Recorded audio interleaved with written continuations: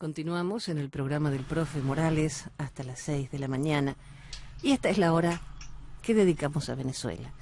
Más precisamente al único referente con el que da gusto hablar, porque aprendemos todos los días, los que no somos venezolanos y los que no son venezolanos, a recordar su historia. Es la forma de no volver a repetir errores. Por eso Noel Alejandro Leal nos explica cosas que pasaron, que nos han traído a este presente. Y la semana pasada no nos quedó tiempo para hablar de un hecho que ocurrió un 11 de abril. Noel, muy buenas madrugadas y ¿nos podés dar un pantallazo de qué fue ese día? Ok. El 11 de abril del año 2002. Bueno, el 11 de abril del año 2002 creo que ha sido el día más feliz de los últimos veintitantos años de Venezuela, ¿no? El 11 en sí. A pesar de lo terrible de lo vivido en el día, fue el día más feliz porque en ese momento tuvimos la realidad del hecho de que Chávez había sido extraído del poder. Es muy importante ubicarnos en el tiempo. 11 de abril del año 2002. Hace 19 años. 2002. El chavismo estaba en el poder desde 1999. El proceso constituyente que había destrozado y acabado el Estado de Derecho de Venezuela fue en ese año de 1999. Ya durante ese proceso, hasta el año 2002, ya no solo había habido el proceso constituyente, el cual era una verdadera aberración y dio como resultado el librito ridículo al que llaman Constitución y tanto defienden, sino que también ya habíamos vivido varios asuntos adicionales. A pesar del proceso de la constituyente, ya Chávez había realizado 2 leyes habilitantes. Ya el Congreso, donde la oposición tenía mucha vida, ya había facilitado las posibilidades de 2 leyes habilitantes. Ya Chávez iba en su tercera o cuarta reforma del sistema judicial de Venezuela en ese periodo. Ya había una comisión constante para la reforma. En ese mismo periodo llevábamos ese espacio y ya ya estaba muy claro que Chávez buscaba destruir a Venezuela. Tan claro estaba que ya habían una serie de protestas que ya habían dejado víctimas, ya habían víctimas en la calle. Ese mismo año, el 23 de enero de ese año, se conmemora algo que no se debería de conmemorar, que fue el fin de la dictadura del general Marcos Pérez Jiménez para dar el espacio a la pseudodemocracia. Y el 23 de enero de ese año, del 2002, hubo una gran movilización en Caracas. En Caracas hubo una movilización extraordinaria de gente que puso a miles y miles de personas en la calle. Y ahí quedó claro de que el músculo nacional no le pertenecía al chavismo. Que el músculo nacional era calificado con una gran etiqueta que nos engloba aún a muchos, que es el antichavismo. Una gran etiqueta enorme que no por ende endosa hacia la MUD o Frente Amplio o alguna de esas estupideces, y tampoco nos separa de los que sí militan en esas fantasías. El antichavismo, que es un espacio bastante grande y es quizá el primer sentimiento político que existe en Venezuela desde el mismo inicio de todo este proceso. Entonces, en ese momento, esa voluntad opositora real del país fue de inmediato conducida a través de las estructuras políticas tradicionales, con distintas maquinarias que podían hacerlo, llegarle bien a la población y teniendo el uso y la fuerza del megáfono de los medios de comunicación. Entonces, junto con eso, Chávez estaba avanzando en la destrucción de la junta directiva de PDVSA para poder tomarla y hacer lo que iba a hacer, pues destruirla y con ella destruir el motor de lo que es Venezuela y darle paso a esta realidad. En ese mismo momento, ya llegando a abril, Chávez hace aquello que era ese despido con un pito. Fue despidiendo a la gente de la directiva de PDVSA. Para aquel momento una asociación civil que estaban haciendo que se llamaba Gente de Petróleo ya se había activado a nivel nacional y había impulsado también junto con las estructuras políticas del país un espacio de protesta claro y definido que buscaba ponerle fin al proceso chavista. Dentro de ese mismo proceso, por otro lado, dentro del área militar, por supuesto ya hay un calor real, ya entienden que Chávez es un problema que tiene que ser, que debe ser extraído del poder, que hay que ponerle freno, y la estructura política busca de alguna manera condicionar la acción de Chávez. El gran temor de la estructura política es que todo hay que hacerlo dentro del marco del librito ridículo, cuidando el hilo constitucional y manteniendo el espacio de que el Parlamento prevalezca. Y son una serie de puntos que vamos a tocar ahorita para poder entender el problema de la interpretación de lo sucedido el 11 de abril. Bueno, llegamos al 11 de abril, Chávez genera la crisis, como él mismo lo confiesa después en un discurso en julio. Él genera la crisis. ¿Por qué la genera? Él adelanta los relojes. Él genera la crisis en abril, estando consciente de que el área militar todavía no estaba verticalmente en su contra. Él genera la crisis en abril, estando consciente que las estructuras de comunicaciones necesarias internacionalmente no estaban dadas, y estando consciente de que no había una estructura de liderazgo realmente sólido dentro del espacio de la oposición, que es un proceso natural cuando la gente piensa en esas estupideces de juntas de gobierno o cosas de estas, lo cual es sinónimo de debilidad. Si el planteamiento original hubiese sido bajo un liderazgo único, el cual atiende a un consejo, es una cosa que hubiese quizá dado un espacio real para su avance. Pero se pensaban en estupideces de esas como una junta y cosas de esas, que eso es sinónimo de debilidad. Es muy importante dejarlo claro y repetirlo una y otra vez. Entonces, el 11 de abril ya después es un día donde ya venimos de una serie de protestas muy grandes a nivel nacional, marchas y marchas y marchas y toda clase de efectos constantes que estaban invitando a la población a salir y a identificarse bajo una idea, bajo una frase: Chávez, vete ya. El objetivo estaba claro, era poner fin a la locura que significaba el chavismo en Venezuela. Chávez, vete ya. Eso hizo que el mismo 11 de abril 1 millón de personas tan solo en Caracas saliesen a la calle y se dispusiesen a marchar. La invitación era a una zona que la habían autodenominado Plaza de la Meritocracia, que es una zona en Chuao, una zona en el este de Caracas, donde allí ya se habían realizado muchas concentraciones, todas referentes en el marco de PDVSA, en esa lucha de gente de petróleo. Hacia allá iba la invitación, una gran marcha que saliese desde el Parque del Este, en el este de Caracas, y se dirigiese hacia allá, que colmara la autopista Francisco Fajardo y llegase hasta allá. Lo cierto es que no había terminado de amanecer y ya la gente estaba en la calle. Ya había simplemente un río increíble de gente que ya cubría ese espacio de la autopista Francisco Fajardo, desde la Plaza de la Meritocracia a Parque del Este y muchísimo, muchísimo más allá. El furor de la gente era increíble. La gente tenía claro que el objetivo era ponerle fin al chavismo. Tan claro era ese objetivo que mucho antes de que se oyese desde la tarima de la Plaza de Meritocracia cualquier llamado hacia Miraflores o cualquier cosa, vamos a Miraflores, ¿no? Ya éramos muchos los que habíamos avanzado en ese sentido. Muchos ya estábamos dando pasos firmes en esa dirección, tomando la autopista hacia el oeste, hacia el centro del poder. Hay un artículo que escribí ya hace 9 años, lo escribí cuando se conmemoraron los 10 años del 11 de abril, que se llama Hace una década marché conscientemente. En mi timeline lo voy a anexar junto con la entrevista. Es un artículo donde narro la experiencia personal de lo que me tocó vivir y ese sentir, ¿no? Y el sentir general de la población que estaba imbuida en eso.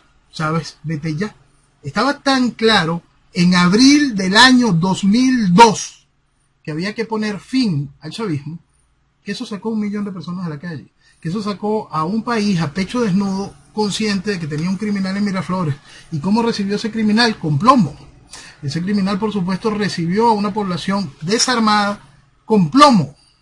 ¿Por qué? Porque eso es lo que hacen los criminales, pues. Había gente que estaba esperando que Chávez, de una manera humilde, diese un paso para renunciar. Nada de eso iba a funcionar, por supuesto. Entonces, dentro del otro lado, como estamos repitiendo, Chávez había acelerado el reloj. Entonces las cosas no estaban totalmente cuadradas para poder hacer lo correcto en este tipo de situaciones. Y por un lado hubo una serie de acciones militares bastante incompletas que generaron el efecto necesario. Bloqueo en ciertos estados, bloqueo de la estructura de principal fuerte militar de Caracas, de Fuerte Tiuna, de las entradas, y una serie de acciones. Mientras eso iba sucediendo, la estructura política que no se encontraba en la marcha estaba empezando a planificar cómo poder entrar de cuajo en el hecho de quién se queda con el poder en Venezuela si se lograba salir de Chávez. El pánico estaba desatado, Chávez ya tenía una serie de planes para ejecutar hacia su defensa. La gente llegaba por olas hacia el centro de Caracas. La misma estaba siendo atacada, y en ese marco de esa increíble bendición que yo siempre califico, que lo que vive Venezuela, contabilizados para ese día hubo 19 víctimas. Una cosa increíble cuando uno simplemente recuerda la lluvia de balas que existía ese día. Cuando uno recuerda a el comunista José Vicente Rangel dándole instrucciones al aquel momento alcalde del municipio Libertador, que dijera en televisión: dile a la gente que baje con palos, piedras y cuchillos, que eso los caga. Palabras del vicepresidente de aquel entonces, José Vicente Rangel, comunista José Vicente Rangel. Y esa fue la instrucción que generó Freddy Bernal por televisión. En aquel momento también veíamos toda clase de llamados, de todas las acciones por parte del gobierno hacia que sus colectivos, hacia que sus fieles saliesen a la calle en actitudes amenazantes hacia la gente que marchaba, repito, a pecho desnudo.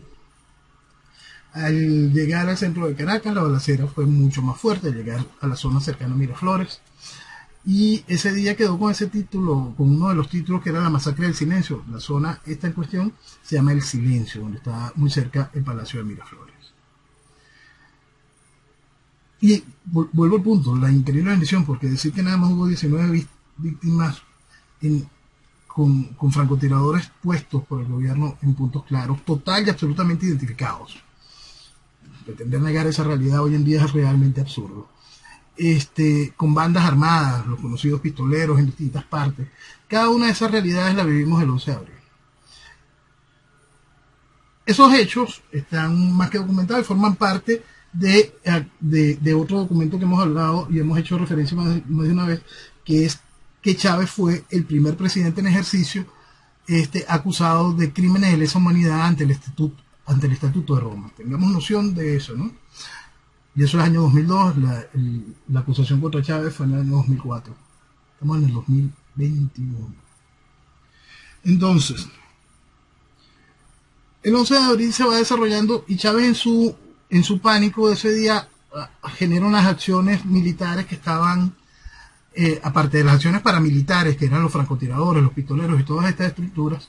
Chávez tenía una estructura militar y una cadena de mando que se rompió, no funcionó.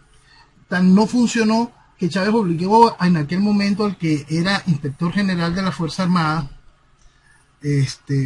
porque en aquel momento José Vicente no era el vicepresidente del país, en aquel momento José Vicente fungía como ministro de la Defensa, y como no era aceptado por ciertas ramas del Ministerio de la Defensa, el inspector general de la Fuerza Armada tuvo un cuerpo mayor, una mayor presencia. Pues. Chávez obligó al alto mando y al inspector general de la Fuerza Armada, Lucas Rincón Romero, a que hablase en televisión. Mientras hablaba por televisión, Lucas Rincón Romero hablaba con un celular en la mano para que Chávez se diese cuenta de que era en vivo. Imagínense el estado de pánico que había en ese momento. Y Lucas Rincón hace un llamado diciéndole en ese momento a Chávez que ya el país, que ellos estaban con el presidente. Bueno, el asunto es que se desarrollan los hechos de la noche, hechos muy claros y evidentes en la calle, mientras se están desarrollando otros hechos en Fuerte Tiuna dentro del área militar. Dentro del área militar se queda claro que es insostenible el gobierno de Chávez ante el acto criminal que había sucedido. Y se decide que hay que exigirle la renuncia a Chávez. Sale Lucas Rincón por televisión y es otro video memorable donde en un espectáculo vergonzoso, él mismo dice una serie de pendejadas, pero deja claro que se le solicitó la renuncia a Chávez. la cual aceptó, en palabras del inspector general de la Fuerza Armada para ese entonces. Chávez acepta su renuncia y Chávez es ido a buscar. Chávez lo recoge en aquel momento uno de sus fieles dentro de la estructura que él mismo había generado de defensa, uno de los generales que rompió esa estructura de defensa, que fue el general Rosendo, lo recoge junto con un hombre que había sido ministro de defensa de aquel entonces, el general Hurtado Sucre.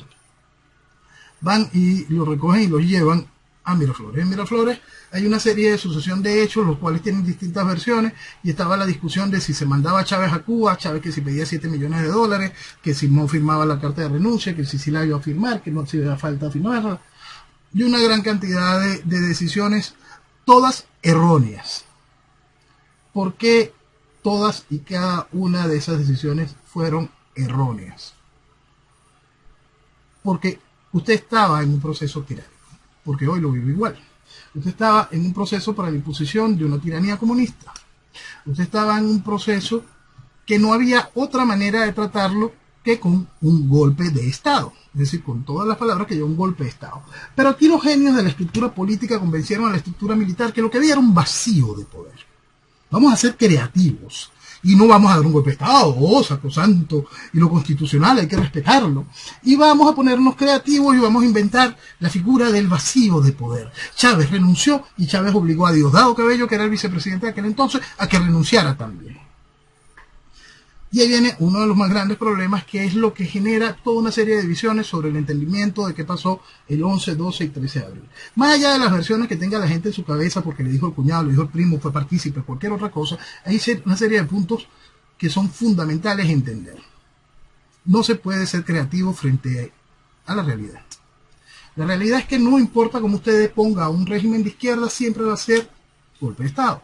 Bien sea porque el Congreso haga una solicitud al máximo Tribunal de Justicia para que éste invoque a la Fuerza Armada para que accione, lo que sucedió en Chile, y por eso Pinochet actuó, y por eso las Fuerzas Armadas actuaron. Bien sea lo que sucedió en Honduras, cuando el Congreso deja clara la decisión de que se estaba violando la Constitución en el futuro por la voluntad de Zelaya de querer relanzarse e ir en contra de las cláusulas pétreas de la Constitución de Honduras para aquel entonces, y se deja claro esto, hay el llamado a la Fuerza Armada, y la Fuerza Armada va y pone preso a Zelaya, los quita del poder. Eso también fue considerado golpe de Estado. No importa la ley, no importa lo que se le hizo lo que se hizo con Dilma, que ahora a Dilma le están volviendo a lavar la cara igual que a Lula, cuando Lila se somete a un impeachment, la someten a un impeachment y la sacan del poder por criminal corrupta. Entonces, por supuesto, para la izquierda del mundo, a Dilma le dieron un golpe de Estado. Entonces, no importa cómo se haga, no es tiempo para la creatividad cuando usted depone un régimen de izquierda. Entonces, es un ABC constante, histórico. Siempre va a ser calificado como golpe de Estado. Entonces, como siempre repito en cada una de estas cosas, si usted va a dar un golpe de Estado, délo bien. Porque igualito la van a calificar de golpe de Estado. Y la importancia del mismo hecho del golpe de Estado brinda la posibilidad del establecimiento de un gobierno de fuerza, entendiendo que es un gobierno de fuerza, una dictadura, punto. El resto es otra pendejada. Creer que hay que ponerle que sea el marco de la ley, no, eso es mentira, porque usted no va a poder trabajar con un Congreso que parte de los principios de los socios. Y tanto vamos a eso para poderlo comprender. El saboteo principal que recibió la instauración del gobierno de Carmona Stanga para aquel momento fue, uno, no creer en la necesidad de imponer una dictadura, gran error. Fue, dos, creer que se necesitan hacer las cosas por decreto, gran pendejada. Tres, creer que no te va a traicionar la clase política venezolana. Cuatro, no entender que lo primero que tenías que buscar era la verticalidad real del ejército, entender de verdad quiénes eran los hombres fuertes para poder darles el cargo necesario y dónde estaban los que te iban a poner a las Fuerzas Armadas en tu contra para poderlos bloquear de inmediato. Eso no se entendió, todo el mundo estaba de fiesta, pues todo el mundo dijo, mira, un vacío de poder, qué cosa tan maravillosa. Ay, mira, sí, Chávez se fue, muerto el perro, se acabó la rabia, matamos la culebra por la cabeza, y no entienden que es un proceso revolucionario, no entienden los años de dedicación de infiltración de la Fuerza Armada, no entienden la penetración cubana dentro del área de la Fuerza Armada, no entienden cómo funcionan los distintos mecanismos de aquel entonces para tener el control de ciertos aparatos, no entienden la voluntad y la capacidad traicionera contra el país de aquellas ratas que estaban todas alrededor de Chávez en aquel entonces, por supuesto. Entonces se permitieron sopotoscientos errores y descuidos salvajes. Entre esos descuidos estaba Duel, que ofreció, de acuerdo a los entendidos, sacar a sus paracaidistas de la calle, que le echaran plomo a la gente si no le traían a su compadre al poder. Entonces, 11, 12 y 13 de abril 2002. Entonces, dentro de esas realidades, en el entendimiento del problema de hoy, de que Carmona cerró la Asamblea Nacional, que Carmona cerró el Tribunal Supremo de Justicia, que Carmona cerró la Fiscalía, y todo eso lo aplaudimos cualquier persona con dos dedos de frente y entendía la necesidad de hacer cada una de esas acciones en aquel entonces, es muy importante que eso fue, la gente ahora se da golpes de pecho, qué horrible, lo que estaba haciendo Carmona era inconstitucional. Bueno, aparte de los pendejos que nada más se basan en el librito ridículo como dogma de fe, es importante recordar la defensa del hilo constitucional. Si Chávez salía, el quien se cargaba de la presidencia del país era Diosdado Cabello. Por supuesto, Diosdado Cabello, según la tesis del vacío de poder, Chávez había renunciado y le había solicitado la renuncia a su vicepresidente. El vicepresidente en Venezuela es un cargo de libre nombramiento y remoción. Entonces Chávez podía nombrar ahí al que le diera la gana. Entonces simplemente le solicitó la renuncia y no nombró a nadie. De acuerdo a ese esquema de la Constitución y manteniendo el hilo constitucional y la importancia de un parlamento donde figuraban ratas asquerosas como el actual presidente de la República y su primera dama, Nicolás Maduro y Cilia Flores, o el resto de sus compadres y camaradas, Julio Borges, Ramos Alú, la gente que desprecia a todo el país, pero lo convencieron que había que defender la institucionalidad de ese parlamento. Entonces, de acuerdo al hilo constitucional, le tocaba la presidencia de la República al ya fallecido William Lara, una rata más del chavismo. Si William Lara no hubiese podido tomar el poder, en aquel momento se genera un gran vacío de poder que hubiese generado la necesidad de que el TSJ tomase el timón. Entonces el presidente del TSJ para aquel entonces era el hoy embajador en algún lado, Iván Rincón Urdaneta. Si el país pensara un solo segundo en repasar esa realidad del hilo constitucional, piense un solo momento en cuántas veces le hicieron a usted arrepentirse de haber aplaudido el hecho correcto de poner fin a toda esa desgracia. Porque a usted lo engañaron, lo manipularon, lo usaron, se rieron de usted y de su voluntad del hecho correcto de poner fin a toda la estructura que estaba aplastando a Venezuela. Porque es muy importante que se entienda. La estructura comunista que estaba instaurada desde el proceso revolucionario, desde el hecho de la izquierda carnívora en el poder, no dista nada de la estructura de izquierda vegetariana que hizo que usted se sintiese mal por haber hecho lo correcto, que hace que usted crea que el librito ridículo este dogma de fe, que hace que usted crea que hay que cuidar por un hilo constitucional. Hilo constitucional en los tiempos de hoy nos indicaría que la presidenta sería Delcy, que de acuerdo al hecho de que hoy existe una Asamblea Nacional nueva, el presidente, si Delcy no pudiese, sería su hermanito, Jorge Rodríguez. Y si Jorge Rodríguez no pudiese, le tocaría al presidente del Tribunal Supremo, no, al Moreno Michael. Entonces, dentro de todo ese marco de estupideces, y refrendando la estructura del librito ridículo, hoy nos encontramos con el hecho de que se volvieron a inventar el cuento del vacío de poder, y decimos cuento porque la realidad del poder es quien la ejerce, y nombraron al presidente del Parlamento, a Guaidó, del Parlamento del 2019, que también fue otra cosa, como hemos explicado más de una vez, sacada de un sombrero, hermano. Entonces, si hay algo importante rescatar sobre el hecho del 11 de abril, es que hoy, cuando a alguien le han hecho entender lo contrario de la única acción real que puso fin a la estructura chavista en el poder, que no fue otra cosa que el pueblo en la calle y una acción militar que lo retirase del poder, fórmula clásica, mágica y siempre funcional, la misma funciona cuando se tiene claro qué es el país en cuestión, Y nuestro país está dominado por una casta política realmente asquerosa, que salió a quitarle el banquito político a la posibilidad de la instauración de un gobierno de fuerza tan increíblemente necesario para aquel entonces. Porque quien quiera pretender jugar en aquel entonces, estamos hablando de 2002, jugar a la democracia, ese fue el resultado, imagínenselo hoy. Entonces, el resultado es que volvieron a traer a Chávez. Trajeron a Chávez con todas las cochinadas de por medio, donde todo el mundo miró para otro lado, donde todo el mundo hizo todo lo incorrecto, porque no se dio un golpe de Estado. ¿Por qué? Porque no se instauró una dictadura. Entonces siguió como eso. ¿Dónde estuvieron los errores? Creer que este país, la estructura política, quiere algo positivo para Venezuela. Pues no, no la quiere. No quiere absolutamente otra cosa que no sea socialismo, ya sea por el ejercicio frontal por la izquierda carnívora, imponiendo la tiranía comunista, o con la oportunidad de ellos de seguir robando otro ratito, para volverle a entregar el mando en un proceso de alternabilidad democrática a la izquierda carnívora. Esa es la realidad. Entonces traer y recordar la realidad del hecho del 11 de abril, el fondo y lo que importa de lo sucedido, es algo fundamental para que la gente entienda dónde está la vía para poder recuperar a Venezuela y que hay que dejar atrás a todo lo que nos tiene aquí y nos mantiene aquí. Jenny. Ahí encontré el artículo. Hace una década marché conscientemente. Y dice en una parte, quiero ser muy enfático, la tierra que perdimos, la que nos quitaron, la que entregamos. Nuestro comportamiento como venezolanos ha sido vergonzoso para con nuestra historia. Hemos sido un pueblo que por el cuidado de las formas perdimos nuestro fondo y con ello el país. Wow. Eso es la realidad. Y eso fue escrito... La tierra que perdimos... Hace 10... Esto fue escrito en 2012. Sí. Eso fue a una década del 11 de abril.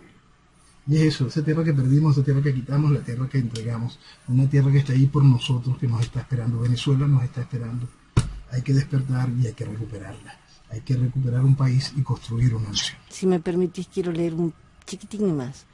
Hemos legitimado y legalizado las más aberrantes violaciones al sentido común. En fin, democráticamente estamos matando a Venezuela. Y esa fue nuestra realidad hace 9 años. El reflejo lo intentaba resumir en aquel entonces, imagínate cómo estamos hoy. Aquí se ha legitimado todas las aberraciones, no en contra de los libritos ridículos o contra la idea de democracia o cualquier festival de pendejadas que quieran creer que existe cuando usted te encuentra en una tiranía comunista. Se ha legitimado aberraciones contra el sentido común, contra el entendimiento de la realidad.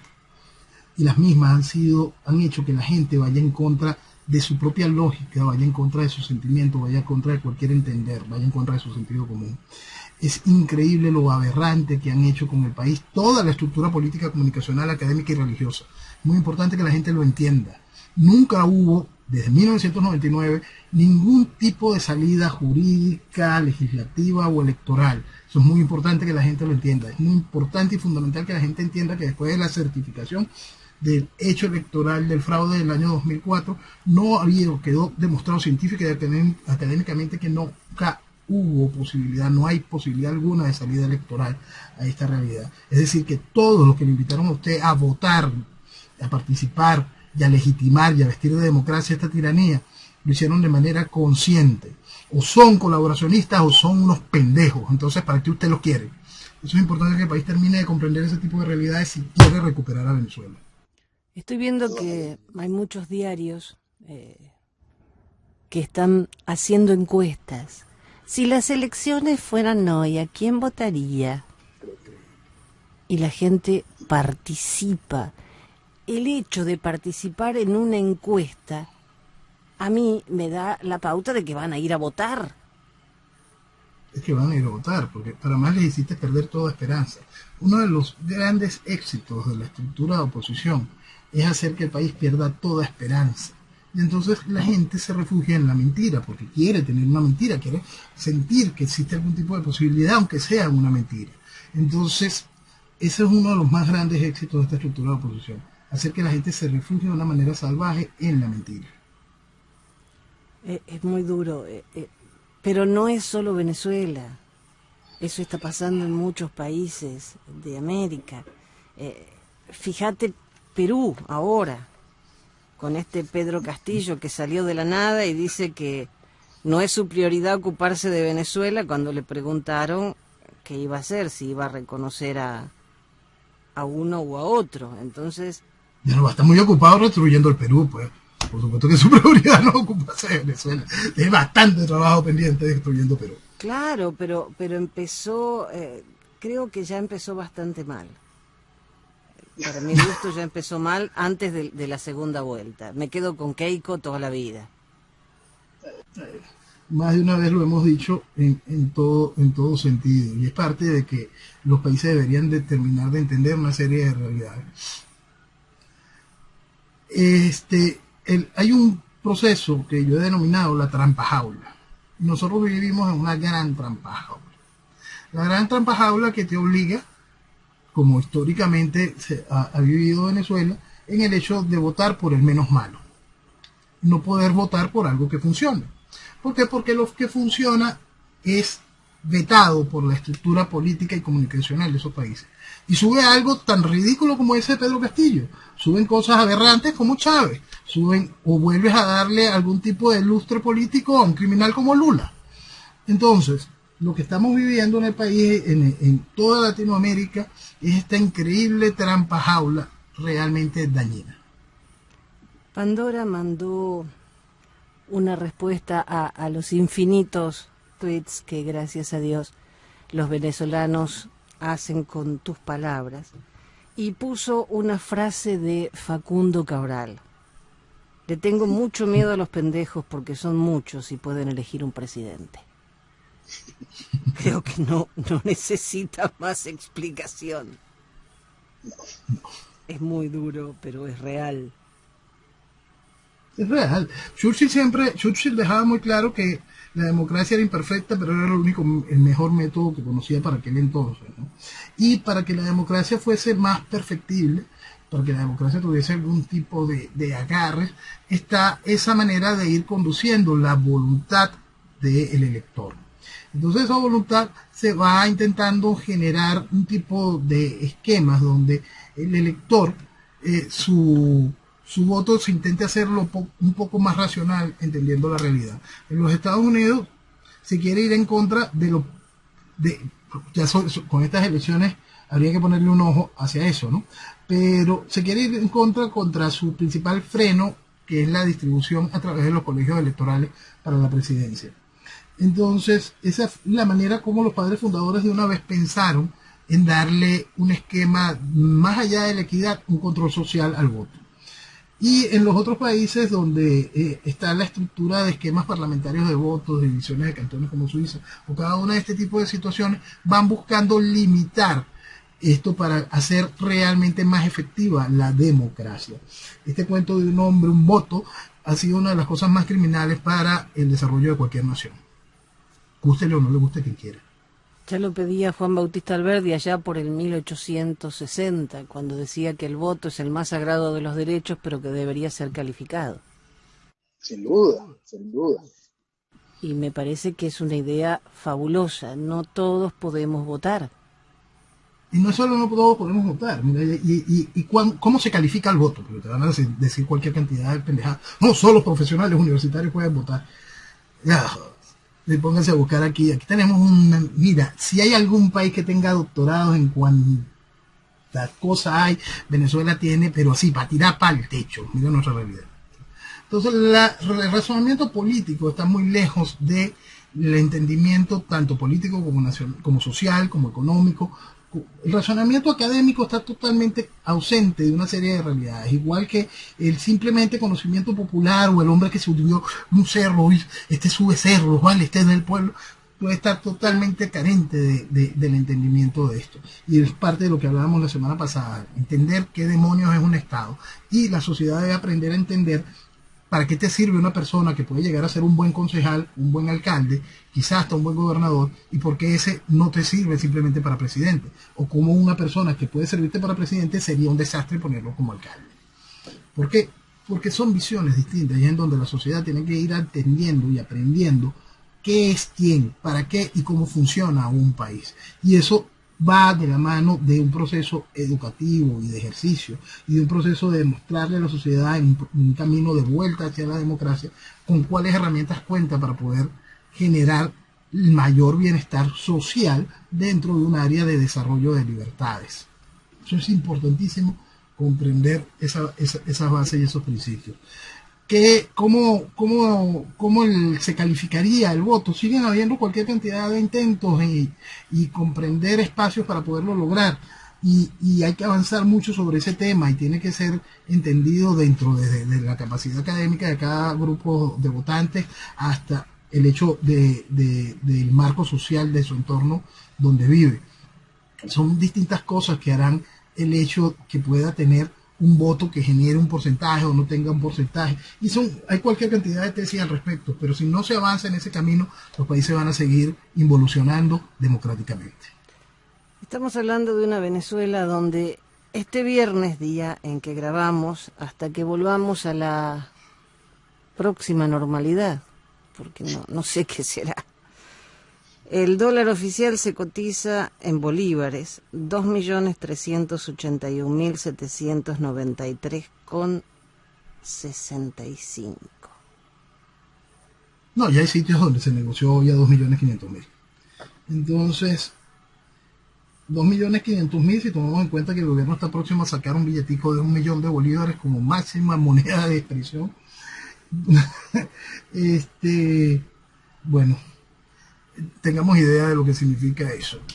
El asunto es que, aparte de lo que está haciendo ahorita una carrera con respecto a este disparar de la cotización del dólar, es porque corre un rumor que es una necesidad, que es volver a quitarle ceros al bolívar.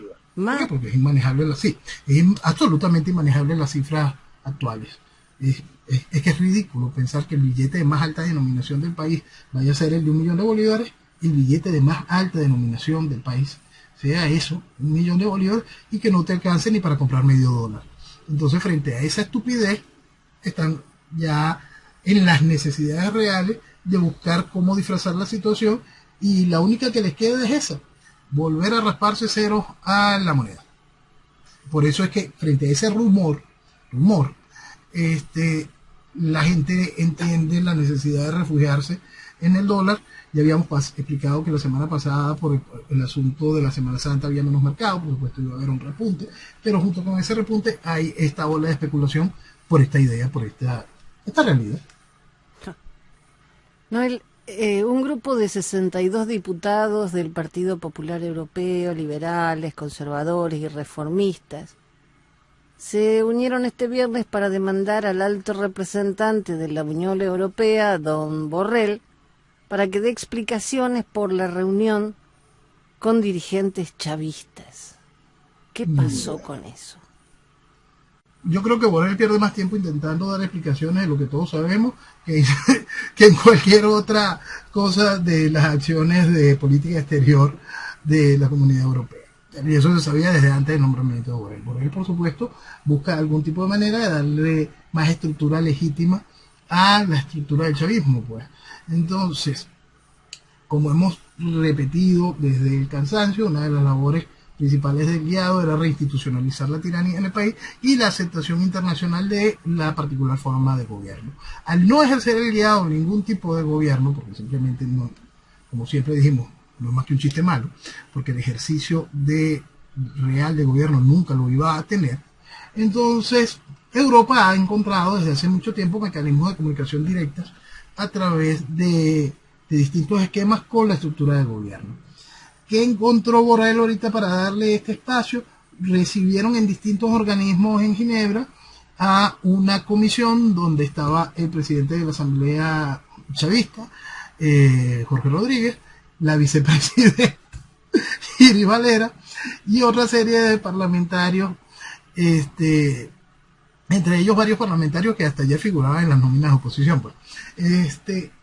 Fueron recibidos en Europa, y es muy importante que más allá de Borrell, es muy importante un punto. Entre las distintas reuniones tuvieron una reunión con la Unión Interparlamentaria Internacional, donde quedaron claros de que representantes de esta unión que tuvieron una reunión con ellos in situ y otra reunión con Zoom por los miembros de la oposición de Guaidó y la asamblea, el mismo hecho que se haya reunido con el otro es el reconocimiento. Entiendan ese tipo de realidad.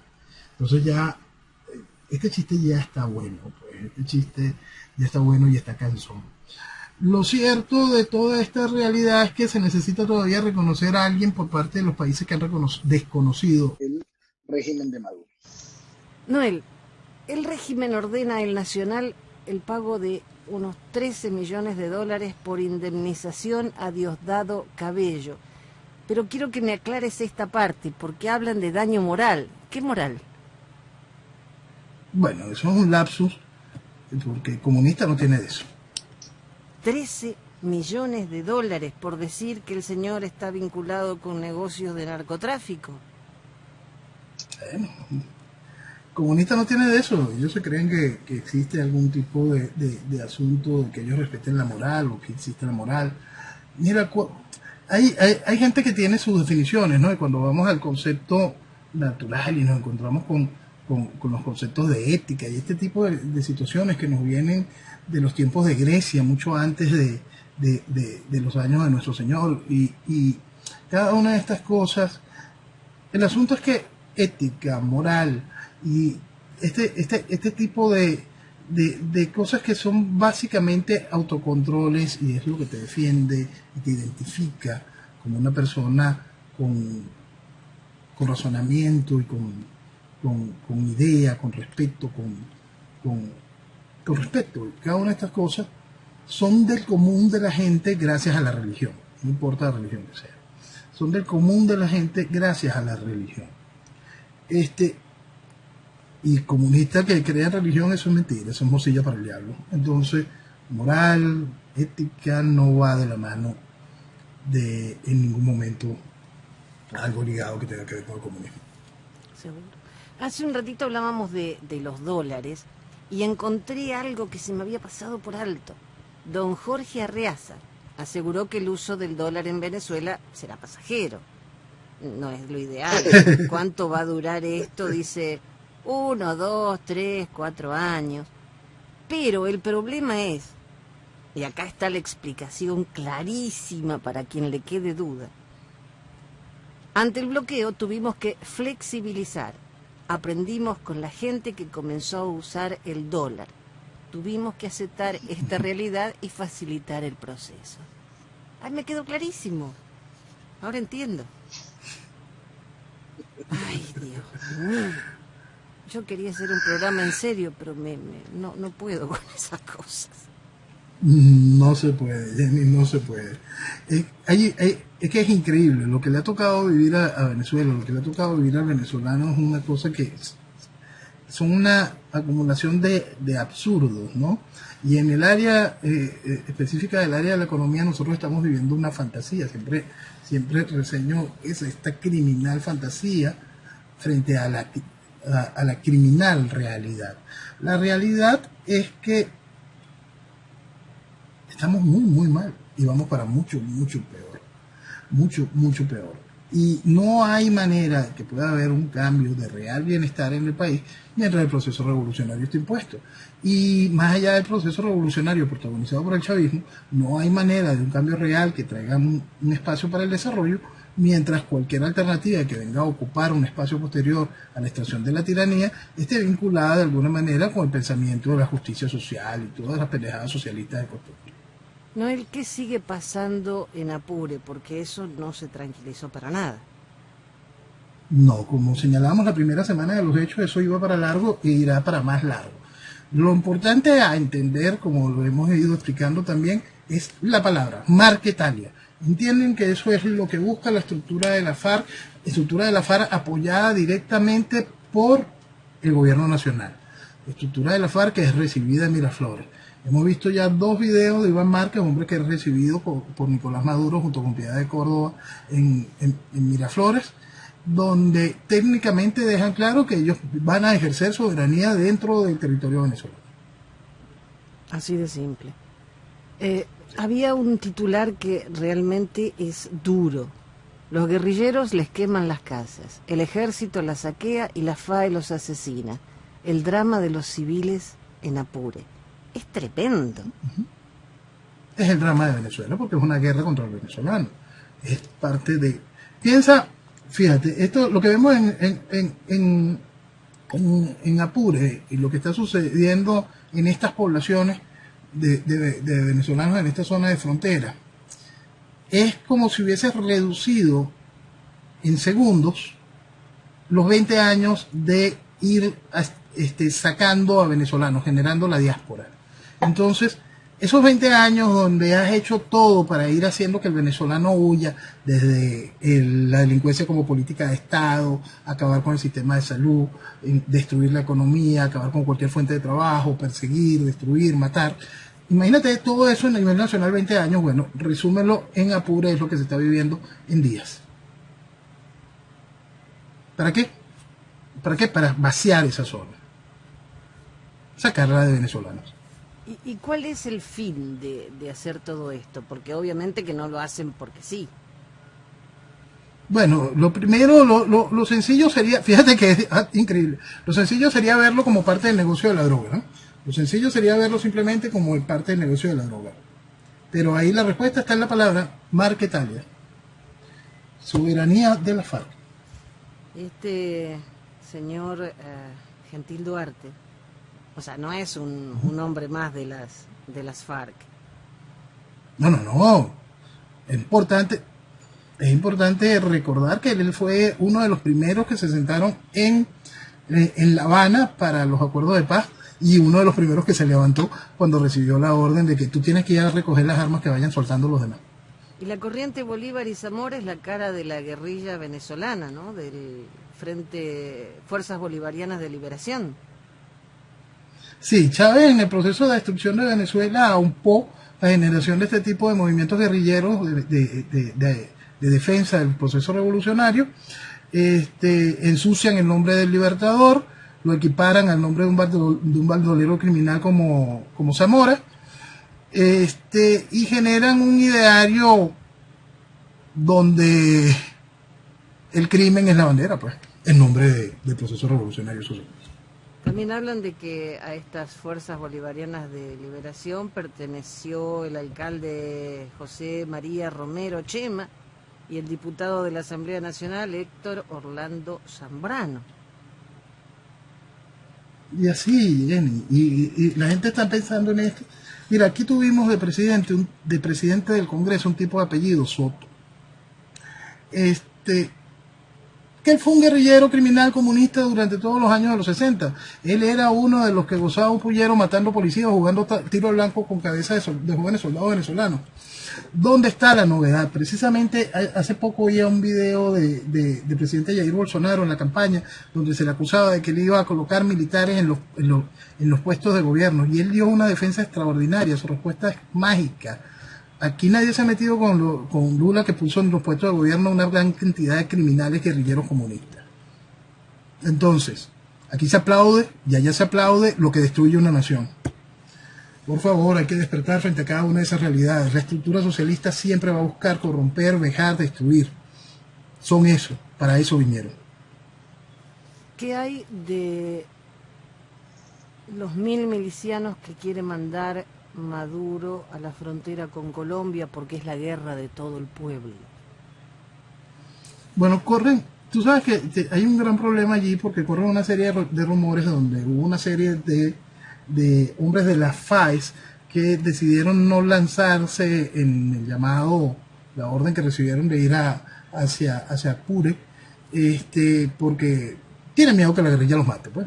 Mucho más fácil reprimir a la gente, al ciudadano común, que ir a atacar a la guerrilla, pues. Y supuestamente muchos de ellos fueron retenidos y fueron enviados a la cárcel de Ramo Verde. Bueno, eso es hasta ahora un rumor no confirmado.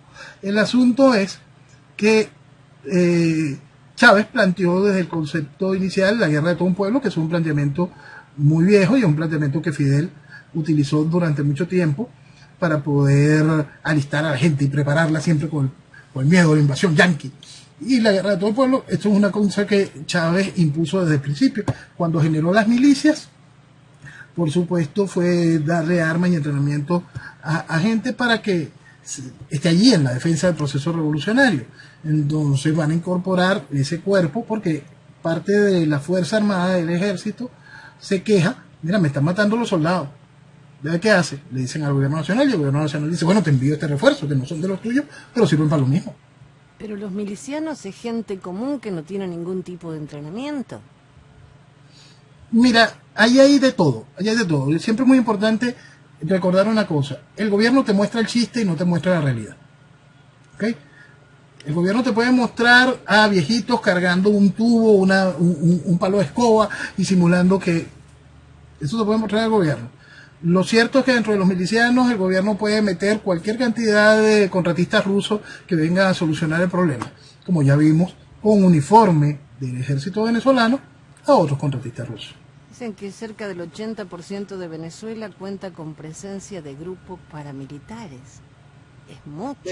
De todo tipo y a servicio, por supuesto, de la revolución o todo el proceso insurgente que existe en Venezuela está de una u otra manera activado en los mecanismos del chavismo, bien sea a servicio de contratistas especiales generados por los que están haciendo uso de la soberanía de Venezuela o porque les debe el gobierno plata y entonces le da espacio para que ellos mismos generen sus beneficios. Obviamente ahí hablamos de narcotráfico, cultivo de droga, pistas clandestinas, apropiación de tierras, reclutamiento, aunque sea menores, trata de blanca, todo va incluido.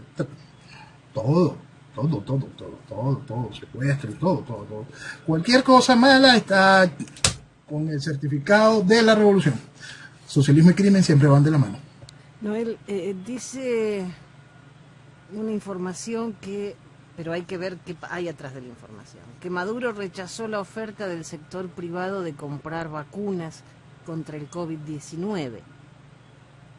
¿Qué hay atrás? Sí. Mira, lo que hay atrás es el entendimiento de Maduro directo con la ONU a través de COVAX. Entonces es este juego. Maduro había autorizado al sector privado a Fede Ñángara dentro del marco de la libertad económica, pero tú sabes que Maduro está abandonando el socialismo de acuerdo a estos economistas de Fede Ñángara. Les dijo, bueno, ahora tú tienes la libertad para ir a comprar vacunas rusas.